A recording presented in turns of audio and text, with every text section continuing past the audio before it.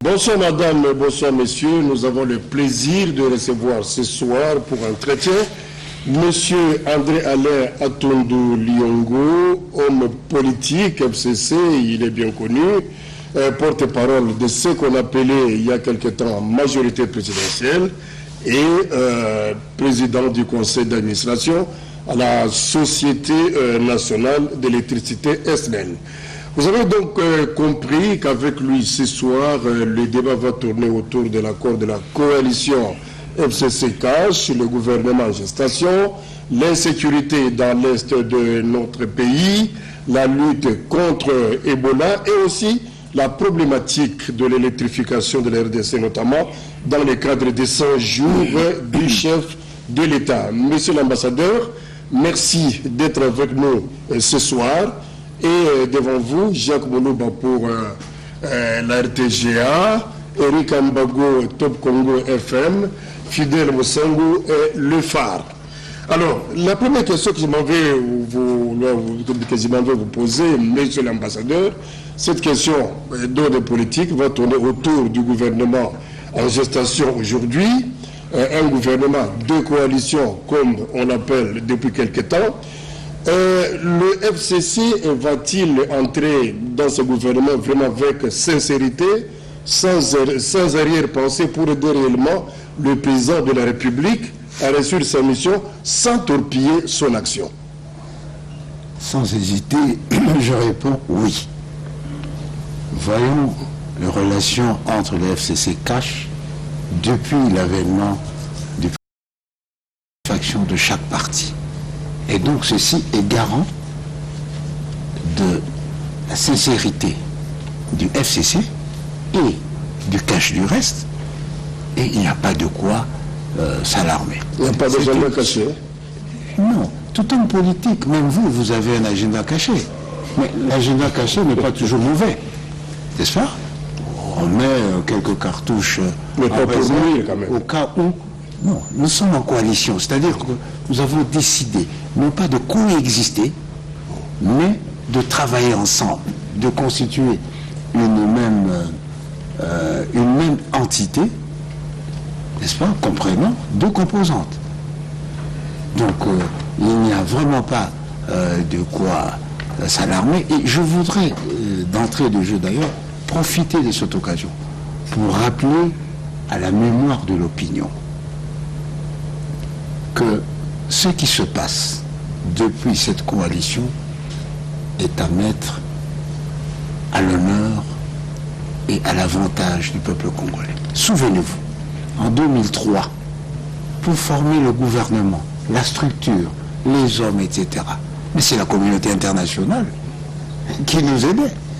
Mais aujourd'hui, non, ce sont deux groupements de patriotes et de nationalistes qui ont mis leurs divergences de côté, qui ont agi pour sauvegarder l'intérêt du peuple, la souveraineté du pays, améliorer la situation sociale des populations, et tant bien que mal, nous avançons.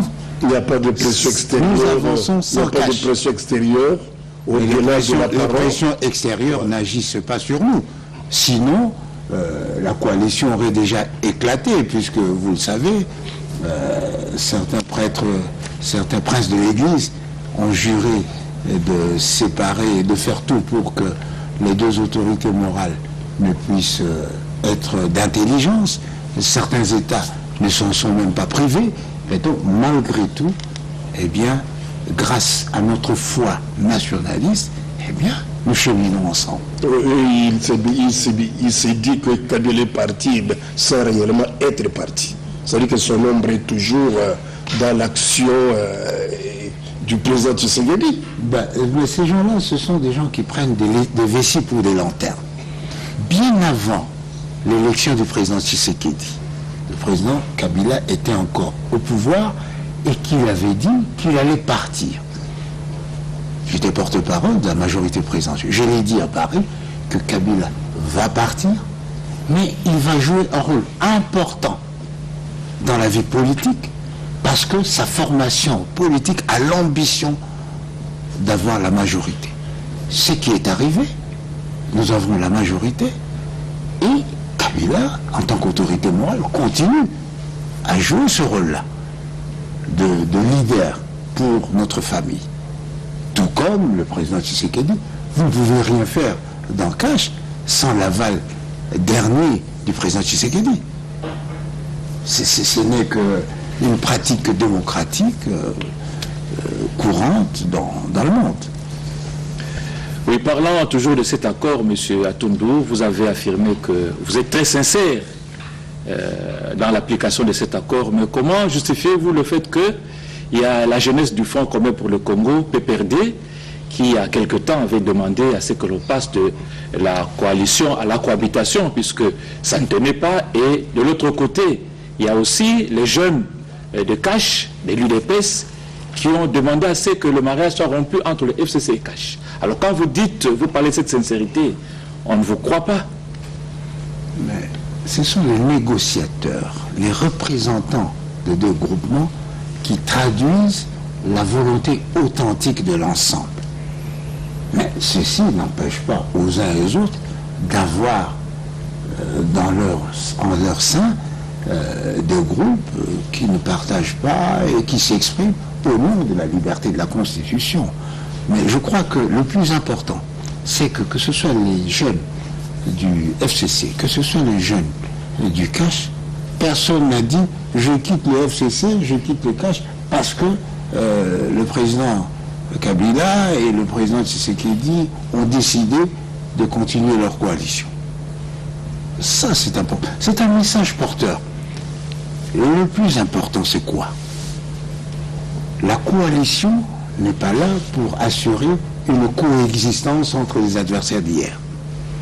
La coalition est une alliance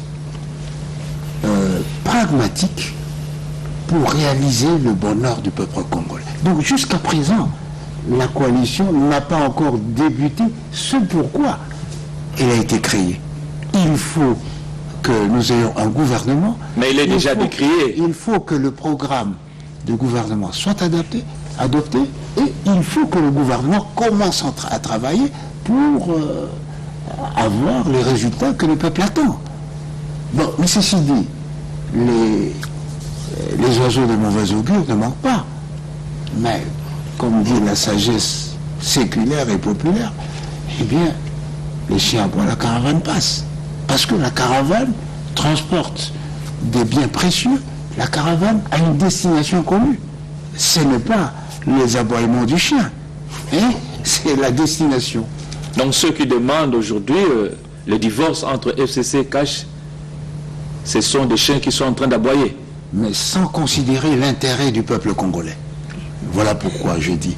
Le chien qui aboie, c'est quelqu'un qui ne considère pas l'intérêt de celui qui convoie la caravane. Oui, mais est-ce que ce ne sont pas les gens qui ne comprennent pas le sens en fait de cette coalition FCC-Cache et qui ont droit à l'explication? Mais bien sûr, on leur explique. Ils ont droit à l'explication, mais ils ont aussi le droit à l'erreur. Et quand ils sont dans l'erreur, nous ne sommes pas obligés de les suivre, même si c'est leur droit de se tromper. Eric, André Atundou, qui est le patron de la coalition FCC-Cache? Le patron de la coalition FCC-Cache. En dernière analyse, il n'y en a pas. Mais nous avons au sommet deux autorités morales qui travaillent d'intelligence et en synergie pour donner consistance et sens à cette coalition. Dans une organisation, il doit y avoir une tête pensante qui donne des ordres ou donne des orientations à ceux qui sont là. Le président de la République aurait pu être celui-là, le patron de la coalition. Ce n'est pas une personne. Une tête pensante, c'est un nom collectif. Les réalités sont celles-ci. Le FCC a le président Kabila comme autorité morale, c'est-à-dire dernier recours, dernière référence. Le cash a le président Tshisekedi comme dernier recours autorité morale. Pour le reste, nous travaillons en bonne intelligence, c'est-à-dire, en dernière analyse, le président Kabila et le président Tshisekedi doivent s'entendre pour que nous puissions continuer vers le cap que nous avons décidé. Parce que, à contrario, vous imaginez qu'un membre du cash prenne la position du FCC contre l'avis du président Tshisekedi, ou inversement. Donc vous voulez nous dire, du désordre. Alors, le bilan de 5 ans, puisque vous dites qu'il y a 2 autorités de la coalition FCT-Cash, le bilan sera le bilan de Félix Tshisekedi ou le bilan de Joseph Kabila, ou le bilan des deux? Non, ce sera le oui, mais bilan il faut nous dire, parce que vous dites... Non, ce sera... Non, puisqu'il faudra que le commune concerté puisse avoir ce bilan. Ce bilan. Donc, entre Kabila et Félix Tshisekedi. Il y a une confusion. La responsabilité politique de la coalition, c'est les 2 autorités morales.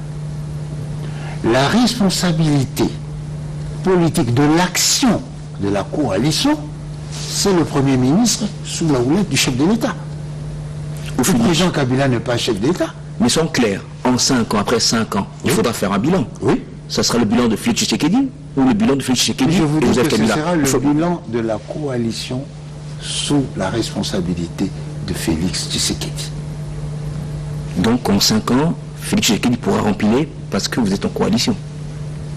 Bon, moi je ne suis pas du genre penser à demain alors qu'on est incapable de réaliser ce qu'on doit faire aujourd'hui. Mais il y a 10 ans, on peut le reconduire puisque vous êtes dans une coalition et ça se passe bien d'après vous. Bon, à la fin du mandat, on fera une évaluation, n'est-ce pas? S'il s'avère que le FCC a trouvé son intérêt dans la coalition et qu'il faut continuer, il va proposer de continuer. S'il s'avère que le cash trouve son intérêt dans cette coalition, il va demander au FCC de continuer. S'il s'avère que, malgré ces demandes réciproques, personne dit, les autorités morales, disons comme ça, disent non, nous allons tenter notre chance ailleurs. C'est fini. Mais sur le mandat de la coalition, pour le compléter, pour 5 ans. Monsieur l'ambassadeur, les 2 plateformes sont présentées comme étant, sont qualifiées de contre-nature, c'est-à-dire avec des programmes tout à fait différents sur le plan politique, économique et même social. Sera-t-il possible au futur gouvernement, au fait, de présenter un programme commun, au fait, qui puisse allier les 2 tendances? Vous avez posé la question, vous avez répondu. C'est que le FCC est une réalité différente, avec une vision différente. Le cash également.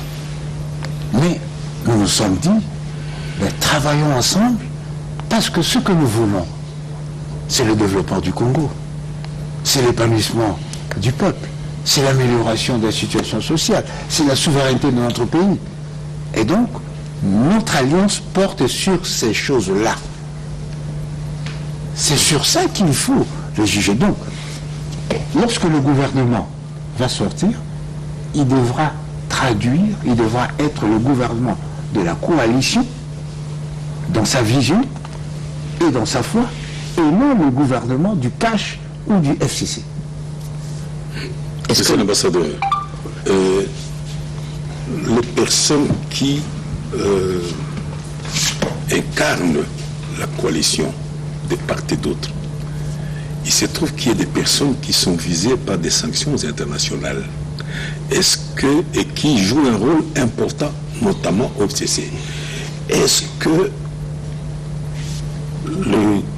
la coalition pourra accepter de les juger pour réparation? Parce qu'il y a eu mort d'homme, il y a eu détournement des fonds, et tout ça. Est-ce qu'on va accepter ou bien ça sera le compte de perte et ses profits? 2 personnes incarnent cette coalition. C'est le président Tshisekedi, chef de l'État, le président Kabila, chef d'État honoraire. Tous les autres, nous sommes les représentants de ces autorités morales. S'il s'agit des sanctions politiques, vous le savez mieux que moi, que les sanctions politiques sont des pressions morales faites sur un gouvernement pour l'intérêt de celui qui prend ces sanctions. Il ne s'agit pas d'un tribunal où l'accusé a le droit de se présenter au prétoire, l'habeas corpus, où l'accusé a le droit de donner sa version des choses, c'est le contradictoire, où le jugement intervient après concertation entre les juges, des juges indépendants. Ici, il s'agit d'un État qui se croit autorisé parce que, pensant qu'il a un avantage sur tel autre, de lui dire ben, je ne veux pas que Fidèle participe à l'émission, sinon moi je ne viens pas. Ah, c'est une pression sur Oscar. Alors il dira eh bien, si vous ne voulez pas de Fidèle, bon, on fera l'émission avec quelqu'un d'autre. Ou vous direz, si vous n'êtes pas assez fort, vous direz, bon, écoutez, Fidèle, non. Je vous rappelle que les relations internationales, c'est deux paramètres. Les rapports d'intérêt et les rapports de force. Et donc, voilà pourquoi nous, les nationalistes, nous, les patriotes, qui avons mis sur pied cette coalition, devons veiller d'abord à ce que notre pays puisse évoluer dans la souveraineté. Il faut que notre pays puisse évoluer dans sa vision de développement. André Ntoundou, est-ce que l'alternance est effective aujourd'hui au Congo?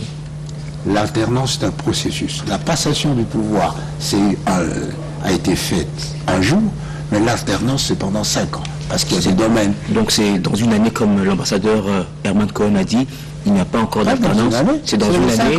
Parce que tous les membres de l'ancien régime sont toujours aux commandes, services de sécurité, la police, l'armée, ils sont toujours là. Mais ce n'est pas aux États-Unis de nous dire que quand un démocrate est au pouvoir, les républicains ne représentent rien.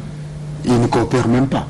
L'intérêt de la nation est plus que nos susceptibilités idéologiques. Et cet intérêt, c'est d'avoir les mêmes personnes à la tête des institutions? C'est d'avoir des personnes compétentes, expertes. Et qu'on ne retrouve qu'au FCC, puisque c'est la continuité. Non. Sinon, nous aurions pris les 65 ministères.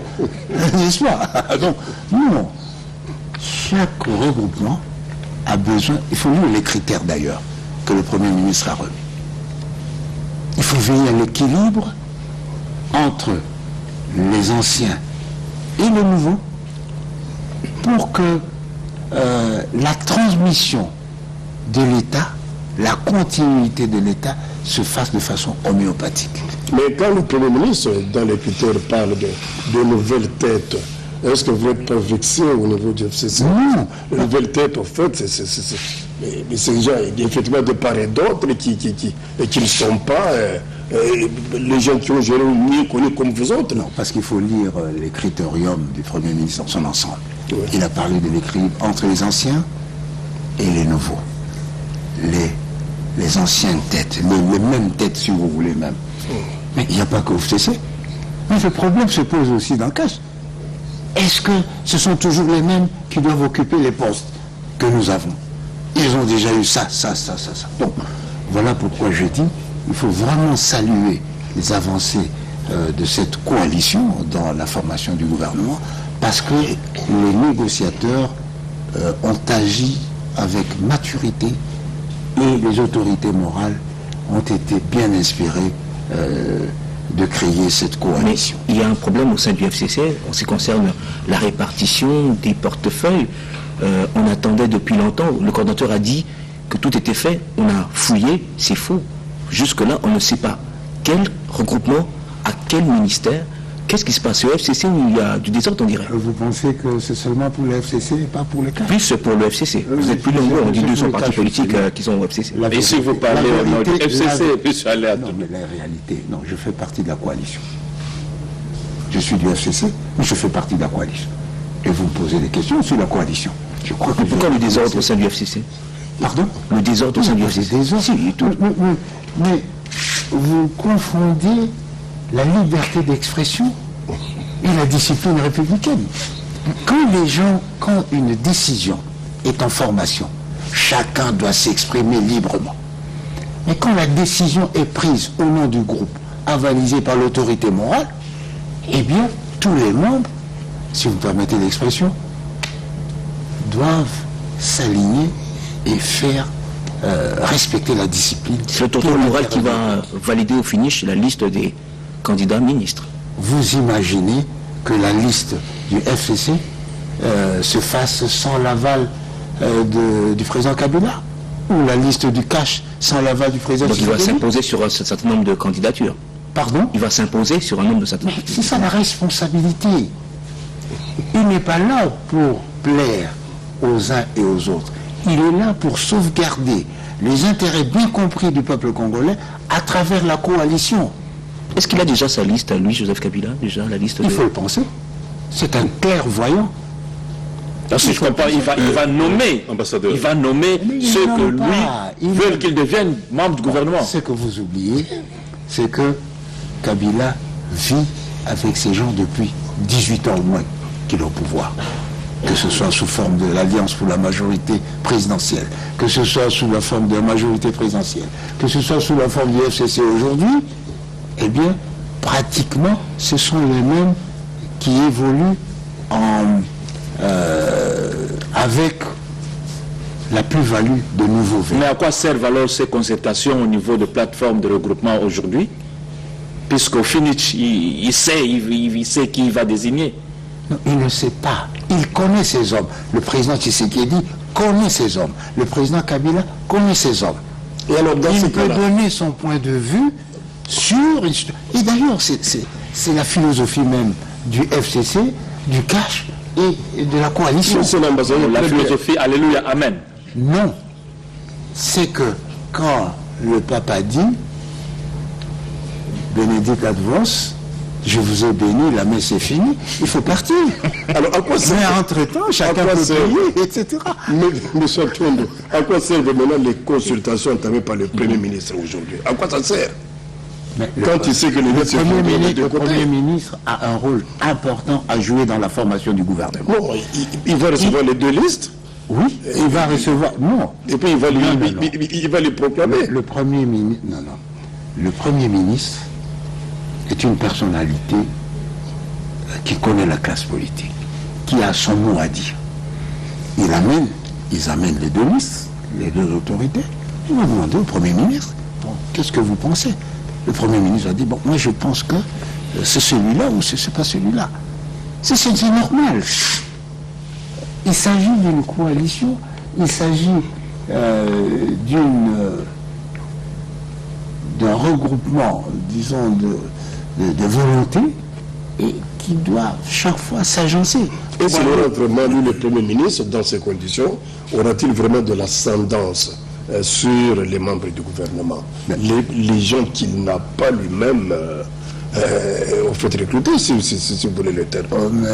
Pensez-vous c'est un problème. dites-moi un Même seul... si à chaque poste, il y aura Non. 3 noms, comme on l'a dit. Dites-moi, donnez-moi le nom d'un seul Premier ministre dans le monde entier qui a nommé tous les ministres sans avis de qui que ce soit. Mais lui n'en Il nommera n'en existe pas. Mais lui n'en nommera Il pas. n'en existe pas. Il en nommera. Chaque pays est une réalité à part. Mais si il n'aura aucune influence sur la formation du gouvernement, pourquoi n'attend-il pas dans un hôtel qu'on puisse lui amener la liste? Monsieur l'ambassadeur, c'est-à-dire que pendant cette période de la coalition, tous les criminels économiques, tous les criminels de sang vont se la couler douce, sachant que personne ne pourra les poursuivre. C'est la question. Parce qu'ils se disent non, nous, la coalition nous protège.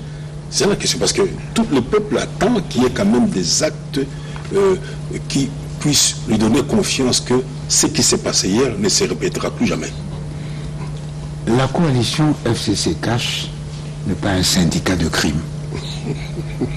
Ce n'est pas une association de criminels. C'est une association des patriotes et des nationalistes sur la base de la Constitution et de leur volonté commune de travailler ensemble. Si quelqu'un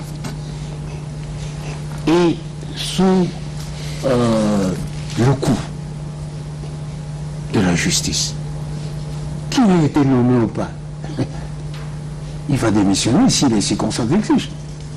Mais en France, Mais il y a des gens qui ont démissionné, tout simplement parce que on les a cités et pour qu'ils aient la liberté de s'exprimer. Donc, pensons d'abord à l'espoir que suscite cette coalition avant de penser aux petits couacs qui pourraient survenir dans les 5 ans. Mais quoi qu'il y a déjà eu, avec ces ordonnances du chef de l'État qui ont été boudées, on va dire comme ça, par une ministre FCC. Alors on va, dans les jours qui viennent, un ministre de la Défense, du portefeuille ou de la Justice, bouder une ordonnance présidentielle. On va peut-être vivre ça aussi. Si je vous accorde ce que vous dites, ça signifie que après l'ordonnance du chef de l'État, il n'y a plus de négociations. Oui, les négociations continuent. Les négociations continuent entre le FCC et CASH. Mais on dit ordonnance, c'est entre en vigueur à la date de sa signature. Mais vous dites, vous foulez au pied. L'ordonnance a été révoquée? Non. Mais elle n'a pas été appliquée. Mais elle est en application ou en attente d'être appliquée. Ce sont des choses qui arrivent. Mais pourquoi ça doit attendre l'ordonnance signée par un chef de Compte l'État tenu en des fonction? circonstances particulières du moment. Voilà, si vous voulez tout savoir. Donc vous soutenez, si je comprends bien, vous soutenez le point de vue de la ministre qui Je ne n'arrive pas à soutiens pas. Je exécuter. vous dis, c'est compte tenu des circonstances particulières du moment que les ordonnances sont en attente d'être appliquées. C'est tout. C'est du nouveau. Monsieur l'ambassadeur, C'est pas du nouveau. Monsieur l'ambassadeur, moi je m'en tiens à ceci. Est-ce que, profitant de ce climat de passation pacifique qui s'y faisait du pouvoir, tous les criminels vont être à l'abri des sanctions? Je le répète. Parce qu'il y a certains qui appartiennent à l'une ou l'autre classe Je le et répète. qui ont été cités. Nous ne sommes pas une association de criminels. La coalition FCC-CAS n'est pas une causa nostra. Non, ce n'est pas une association de mafieux. Si il s'avère que ici, nous sommes monsieur, je ne sais pas, prénom Louba, qui n'est pas journaliste et qui n'a pas été invité, et que c'est par mégarde qu'il a été là, ben on va lui dire de partir. Moi, je ne vois pas. Donc, pour vous, les 99,9% de la classe politique sont des criminels. Non, je ne dis pas ça. alors. Il dit il y a ceux qui sont là, Mais ceux qui sont ont un coupables, mot et qui ne veulent pas partir. Et pourtant, ils sont décriés partout. ils ne veulent pas partir. Non, ils continuent à faire des mouvements pour entrer.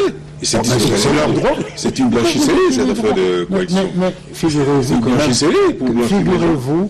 figurez-vous que même dans le droit commun, le condamné a des droits. Moi, j'ai été mis en prison.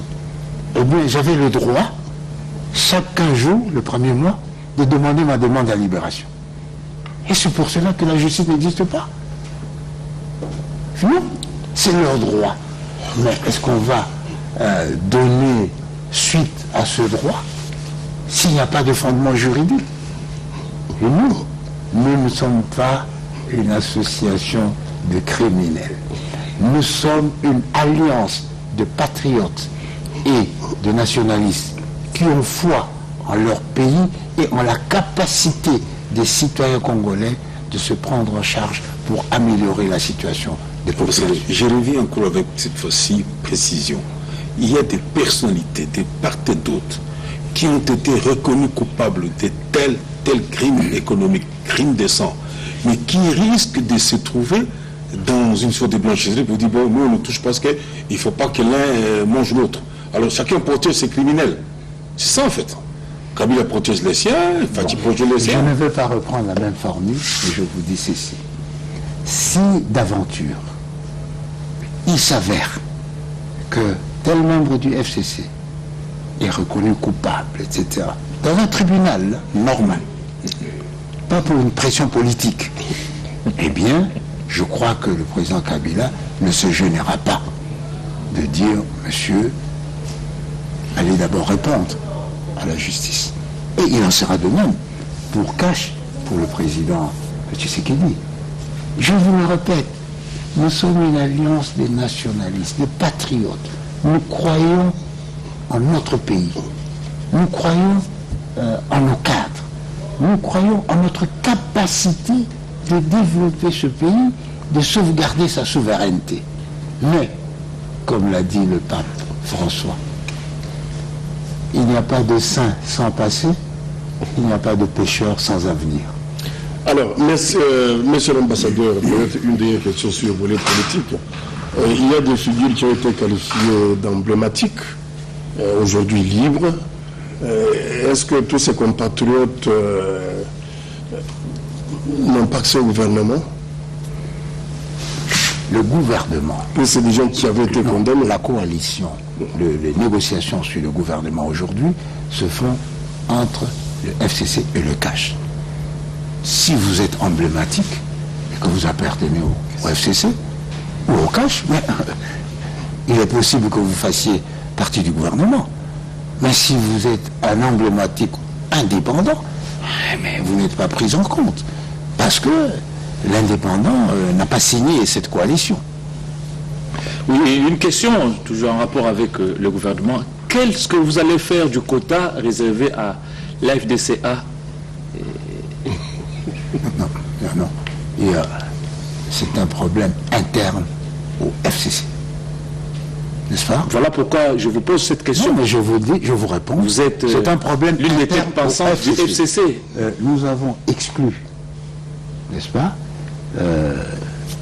une personnalité, un membre, qui n'a pas respecté la discipline républicaine. Le FCC, les AFDC, nous avons demandé, n'est-ce pas, de chercher un nouveau leadership. Si d'aventure, tous les gens du AFDC disent nous partons, mais ils perdent le bénéfice du quota. On va se le distribuer entre nous. Ce n'est que de la simple logique. Et après, selon vous, pas selon moi, selon la logique selon vous, politique. le FCC garde encore une partie, je ne sais pas moi, de membres de AFDCA jusqu'à ce jour. Il y a des groupes, et il y a des membres du FCC, de l'AFDC, qui disent nous faisons partie. C'est pas du débauchage, ça. C'est pas le flotterait, là. Le débauchage, c'est prendre quelqu'un et le. Mais si, parce que. Quelqu'un qui est déjà là, qui ne veut pas partir, on ne l'a pas débauché. Et ce sont ceux-là qui deviendront ministres, certainement, pour le compte de l'AFDCA. Oui. C'est la logique politique. C'est la logique politique. Il faut avoir le courage d'assumer ses actes et les conséquences. Ambassadeur, c'est en violation de la loi. Parce que AFDC, c'est un regroupement politique qui est bien identifié au ministère de l'Intérieur. Ouais. On connaît l'autorité morale. Et puis maintenant, puisque le problème s'est posé entre l'autorité morale qui a posé un geste avec le président Kabila qui n'a pas voulu jouer le rôle démocratique.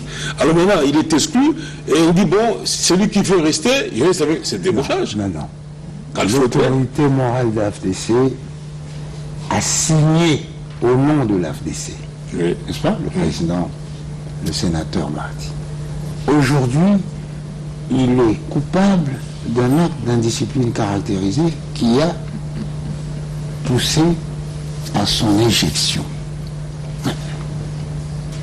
Son parti reste, surtout que c'est une coalition, c'est un regroupement, un petit regroupement, parce que dans le regroupement, il y a Steve Beka, il y a d'autres, etc., qui ne sont pas d'accord avec lui. Donc, si d'aventure tous les FTC, AFTC partent, eh bien, ce sera un regroupement ex-AFDC et allié. Et si Bahati, le sénateur, revenait vers vous aujourd'hui, quel sort vous pouvez lui réserver? Poser la question à qui de droit, mais je pense que ça ne ferait pas sérieux ce jeu de ping-pong parce qu'il a motivé son départ, il doit motiver son retour. Encore faut-il que l'autorité morale du FCC l'accepte. L'autorité morale du FCC va aussi recevoir, après formation du gouvernement, tous les ministres FCC, comme il a fait avec... Bien sûr, c'est logique. Il doit les réconforter, d'abord les féliciter et leur demander de travailler pour le bien du peuple congolais, d'aider le président Tshisekedi de mener la barque au bon port. C'est normal. Voilà, je crois que, chers confrères, nous avons terminé cette partie politique. Il nous reste encore 10 minutes. Je vous ai présenté, monsieur l'ambassadeur, tout à l'heure comme étant également président du conseil d'administration de la Société nationale d'électricité, un domaine très important, mais qui pose quand même beaucoup de problèmes. Le chef de l'État avait confié à votre entreprise un certain nombre de tâches à remplir dans le cadre de ces 100 jours. Qu'est-ce qui a été fait? Qu'est-ce qui n'a pas été fait? Pourquoi? Il faut d'abord, pour la vérité de l'histoire, reconnaître que la direction générale de la SNEL a été associée, n'est-ce pas, dans la confection de ce programme de 100 jours pour la SNEL. C'est-à-dire, qu'est-ce que nous pouvons faire en 100 jours pour donner un signal fort au peuple? Et qu'est-ce qui a été fait? Qu'est-ce qu'on a fait? Nous sommes toujours dans la situation. On a mis en route la station de Kimbaseke, qui donne de l'électricité à plus de 300 000 familles. Eh bien, on réhabilite Chopo. Eh bien, maintenant, il y a du courant à Bujumbura. Mais ça, ce sont des actions ponctuelles. C'est un signal.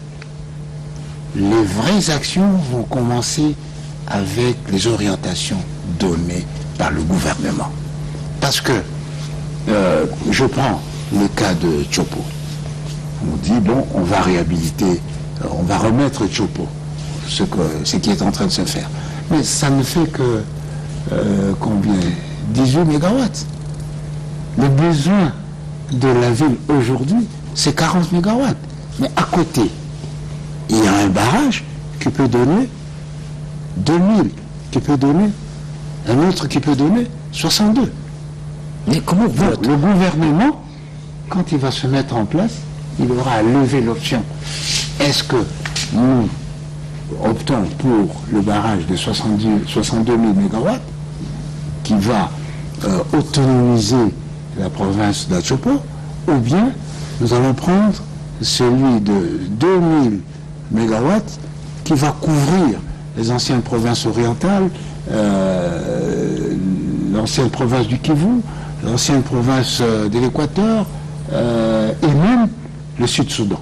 Mais vous êtes une société, vous n'avez pas de business plan, vous attendez que le gouvernement puisse vous donner de l'intelligence ou de la matière? Le gouvernement vient d'arriver. L'élection même du président vient d'arriver. Le gouvernement vient d'arriver. Mais la SNEL existe depuis longtemps.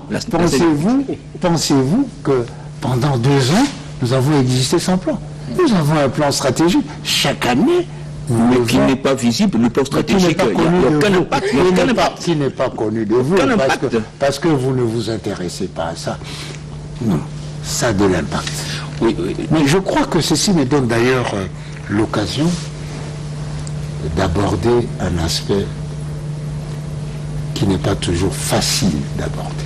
Oui, c'est la responsabilité du citoyen dans la bonne marche. Oui, avant d'en arriver là, j'aimerais quand même que vous puissiez nous aider à comprendre un peu, dans vos études, dans vos projections, en ce qui concerne la ville de Kinshasa, à quand la fin du phénomène de lestage, dans vos prévisions? Puisque là, on est en train de parler mégawatts, tout ça, c'est peut-être le commun de mortels ne comprend pas, mais dites-nous, quand est-ce que le Kinois peut se réveiller un jour et ne pas s'attendre à ce que pendant une semaine, tout un mois, qu'il y ait rupture? Ce sera le jour où l'autorité urbaine va maîtriser, n'est-ce pas, la population de Kinshasa, va imposer à chaque construction, disons à chaque promoteur, avant de construire, d'avoir un plan électrique. Quand le gouvernement va donner les moyens pour permettre à la SNEL de réhabiliter toutes les machines existantes, notamment au niveau d'Inga, alors en ce moment-là, parce que vous m'avez interrompu, la responsabilité du citoyen est engagée dans la situation de délestage que nous dénonçons aujourd'hui. Oui, mais est-ce que la SNEL s'adapte à l'explosion démographique? Je vous ai dit, ce sont les paragraphes. Les réalités d'il y a 10 ans ne sont pas les mêmes d'aujourd'hui. Mais c'est ça. La SNEL ne peut pas s'adapter à l'explosion démographique et à l'expansion sauvage de la ville si l'autorité de la ville n'impose pas à tous les citoyens, avant de construire, il faut avoir avant d'avoir l'autorisation de construire, je dirais, il faut avoir d'abord l'autorisation, le plan électrique. Mais la SNEL est toujours consultée, que je sache. Non. Ça, vous pensez à l'époque coloniale, il y avait Colectric, Comectric. Vous ne pouvez pas avoir une autorisation sans le plan de Comectric ou de Colectric. Monsieur l'ambassadeur, quelqu'un qui a évolué à la SNEL a osé dire que la SNEL doit éclater, qu'il y ait une société à part pour le transport d'électricité, qu'il y ait une société à part pour la commercialisation. Il vit comme Kinshasa avec 4 communes, il faut mettre 4 sociétés de commercialisation. Qui sait que le câble ici s'est cassé, on remplace demain, on continue. C'est le fait d'avoir tout donné à la SNEL. D'abord, c'est qu'on a créé la GECAMIN. Vous avez vécu au Katanga, vous avez été un PDG de la GECAMIN. C'était trop gros pour être administré correctement. Est-ce que vous partagez ce point de vue? Un point de vue, c'est un point de vue. Ce n'est pas avoir raison. Je doute qu'il ait raison. Quand je vois le passé, la SNEL existe depuis 40 ans. Est-ce qu'elle a boité? C'est à cause de l'expansion sauvage de la ville et de l'explosion démographique. Mais qui dit, vous connaissez le pouvoir? Elle est dépassée quand même, la SNEL. Bon, elle essaie de colmater les brèches. Avec tout ce qu'elle a comme charge, parfois... Oui, mais malgré tout, vous êtes éclairé, n'est-ce pas? On réduit les poches noires dans les cadres Pas de manière régulière. Non, vous êtes éclairé, mais on n'est pas de manière régulière, je vous ai dit, notamment à cause de la responsabilité des citoyens qui font de soutirage frauduleux, n'est-ce pas? On dit, aujourd'hui, c'est la main gauche qui sera délestée pour permettre à la main droite de travailler correctement. La main gauche se connecte sur la main droite. Alors, monsieur l'ambassadeur, peut-être une dernière question. Ça se fait en complicité avec les Est-ce qu'il ne faut pas libéraliser ce secteur? Mais il est déjà libéralisé. Mais c'est ça que l'autre élément que les gens ne connaissent pas.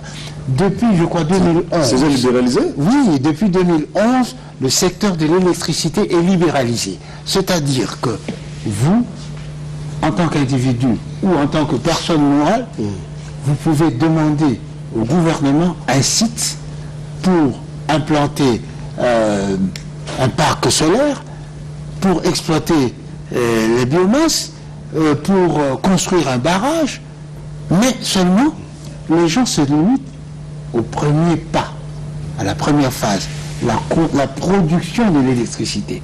Quand on a produit l'électricité, il faut le transporter. Quand on l'a transporté, il faut le distribuer. Quand on l'a distribué, il faut commercialiser. Eh bien, tous ces segments ne sont pas pris en charge dès le départ. Je vous donne un cas d'espèce. Zongo 2 a été inauguré, terminé, la production est là. Mais Kinshasa ne peut pas en bénéficier. Pourquoi? Parce qu'il manque le tronçon de transport Zongo-Kisuka pour permettre la distribution et la commercialisation. Et aujourd'hui, nous sommes en train de négocier. D'où l'essence de la question que Fidel a posée tout à l'heure. Laquelle? Oui, qu'il faut compartimenter la SNEL. Non, ça c'est une option, ça c'est autre chose. Moi je peux vous dire que la réforme ou les réformes des sociétés sont comme une lumière stroboscopique pour vous qui fréquentez encore les boîtes. Vous savez, ça circule, ça revient toujours. Ça va, ça change, mais ça revient à la même configuration. C'est-à-dire, on peut envisager une entreprise comme la SNEL aujourd'hui, comme la GECAMIN hier. La GECAMIN hier a fait des performances. Oui. N'est-ce pas? Oui.